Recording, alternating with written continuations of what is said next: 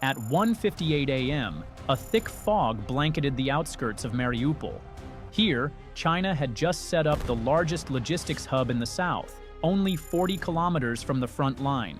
Over 250 vehicles stretched for kilometers, carrying 4.7 million pounds of ammunition, 155mm long-range rockets, Winglong-2 UAVs, and more than 70,000 gallons of fuel. Accompanying them were Type 99A tanks, ZBL-09 infantry fighting vehicles, PLZ-05 self-propelled howitzers, along with HQ-9 and HQ-17 air defense systems and JY-27A radars.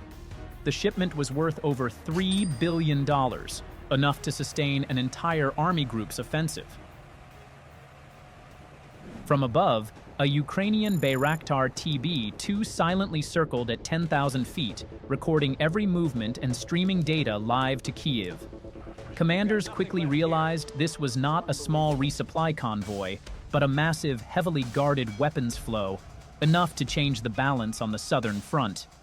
Ukraine had tracked the shipment all the way from Tianjin port, across Russia, until it appeared in Mariupol. Russia and China believed the cargo would arrive safely, but just then, the moment for the strike had come. At 2:05 a.m., the feint began. From an improvised airfield in Zaporizhzhia, Ukraine launched two outdated Tu-141 Strij drones, modified to emit radar signatures similar to jet aircraft. At the same time, 4 Bayraktar TB-2s staged a mock attack with unguided rockets. The JY-27A radars lit up, detecting large signals rushing in. China reacted instantly. HQ-9 launchers rose to the sky, firing massive missiles that tore through the night with white contrails. HQ-17S joined in, spitting interceptors. Type 95 self-propelled anti-aircraft guns roared, spraying tracer fire. But it was all a trap. Cheap, expendable drones Ukraine had fed to China. Within 10 minutes, over 20 surface-to-air missiles, worth tens of millions of dollars, were wasted on decoys. While launchers reloaded and radars struggled to process false data, the real strike was only beginning. Before continuing, let me ask you this. Do you think Ukraine joining NATO would turn this war into a direct confrontation between the US, NATO, and Russia-China? Leave your opinion in the comments. Comment 1 if you believe NATO should open the door to Ukraine for a decisive advantage. Comment 2 if you think it would only escalate into global conflict. Now, as you think that over, at 2:14 a.m., Ukraine unleashed swarms of tiny FPV drones, no bigger than a toolbox, skimming treetop level. Their terrain-hugging systems rendered them nearly invisible to China's active radars. The first drone locked onto a 30,000-liter fuel truck. Inside was diesel, the lifeblood of the convoy. Diving in at 150 kilometers per hour, it detonated with a shaped charge blast. In an instant, the tanker erupted into a fireball nearly 100 meters tall, lighting the depot as if it were daylight. Shockwaves shattered nearby warehouse windows and toppled parked trucks. Flames leapt to adjacent fuel drums, setting off a chain of secondary explosions. At 2:16 a.m., 2 Warmate loitering munitions closed in from the west. Their targets weren't trucks, but the JY-27A radar, the eyes of China's air defenses. One slammed into the antenna, the other struck the control cabin. The blasts were compact but devastating.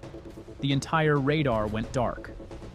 HQ-9S and HQ-17S were left blind, unable to spot low-flying targets. Seconds later, HIMARS launched from hidden sites in Zaporizhzhia, firing M31A1 rockets. Moments after, a cluster of PLZ-05 howitzers was hit, at least 5 destroyed, crews thrown by the blast.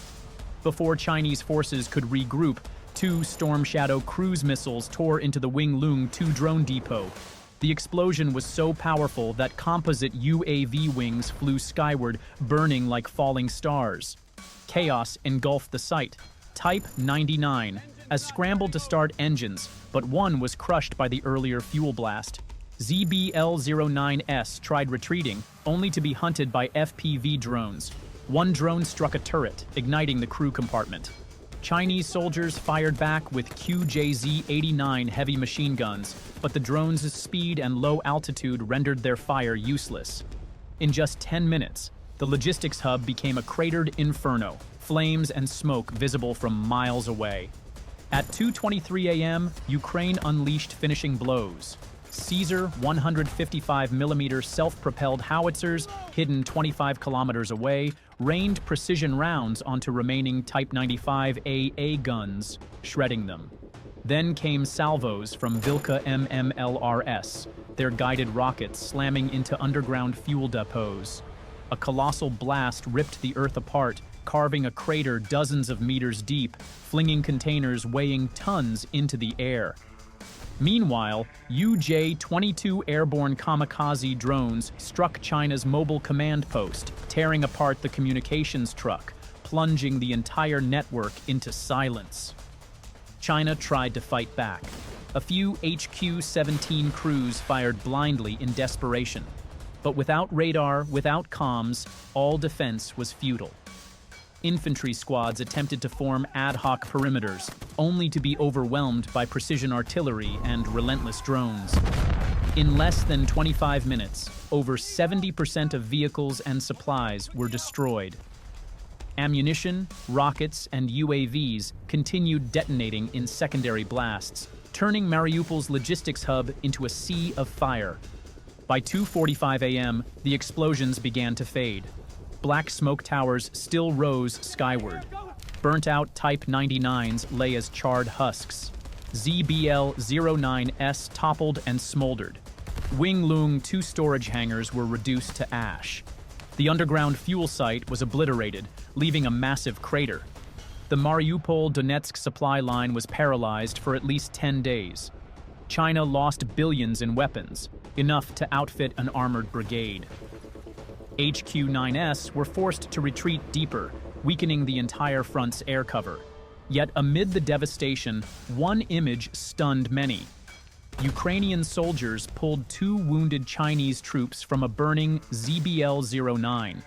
They gave first aid until medics arrived. In the nightmare of war, a glimmer of humanity shone through. The message was clear. Technology and precision can dismantle a massive force. But war need not mean wanton destruction.